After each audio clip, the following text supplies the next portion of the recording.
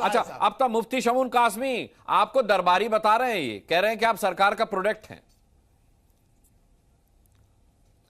नहीं, देखिए, मैं तो इस वक्फ संशोधन के ऊपर बात करना चाहूंगा। जी बिल्कुल, कि वक्फ संशोधन बिल 2024 माननीय प्रधानमंत्री श्री नरेंद्र मोदी जी और अमित शाह जी और हमारे किरण रिजिजू जी ये बधाई के साधुवाद के पात्र हैं। कि उन्होंने वो वक्फ संपत्ति जो गरीबों के लिए दान की गई थी उसका मिसयूज हो रहा था।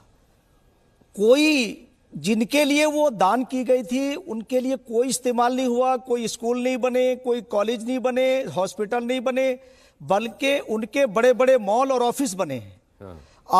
आज उनकी जमीन खिसकती हुई नजर आ रही है, तो उन्हें दरबारी मुसलमान और अन्य मुसलमान नजर आ रहे हैं।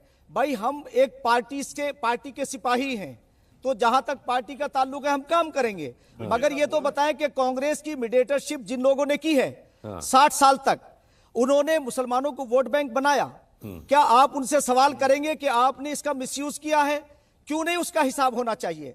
और मुसलमानों को वोट बैंक बना करके उन्हें मेन स्ट्रीम से काटा। हम तो अपने उत्तराखंड राज्य के अंदर माननीय मुख्यमंत्री पुष्कर सिंह धामी जी के नेतृत्व के अंदर उन बच्चों को मेन स्ट्रीम से जोड़ रहे हैं, उन्हें गुणवत्तापूर्ण एजुकेशन दे रहे हैं, एनसीईआरटी का सिलेबस लागू किया ताकि वो अपने पैरों पर खड़े हो सके। यही भारतीय जनता पार्टी की सरकार सबका साथ, सबका विकास, सबके विश्वास को आगे ले चल रही है।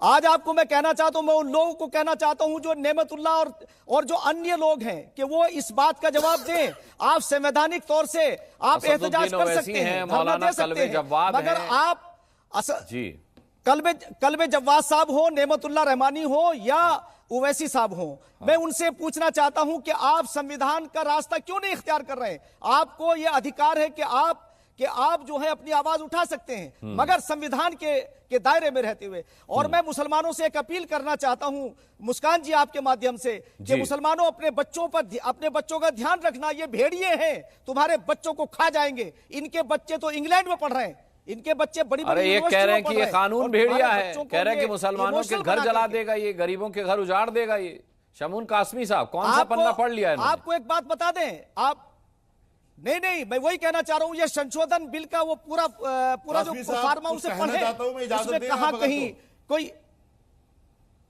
देखिए, एक मिनट अजहरी साहब, मैं जो बात कहना चाह रहा हूं आप भी समझिए। भाई, आप ये बताइए कि जितने एजिटेशन हुए हैं इनके बच्चे आगे क्यों नहीं होते? इनके दो फायदे हैं। एक तो ये कि मुसलमानों में असंतुष्टि पैदा होगी और इनका फायदा होगा। आप इस बात को समझिए। खुदारा मुसलमानों से अपील करना चाहता हूं कि आप संवैधानिक रास्ता इख्तियार करें। आपका फंडामेंटल राइट है, अपनी बात को कह सकते हैं, और सरकार अपनी बात कह रही है। सरकार हमारी भी थोड़ी सी बात ये गलत है, बाकी और भी बहुत सारे मेहमान हैं, सबका मैं वो रखूंगा ख्याल।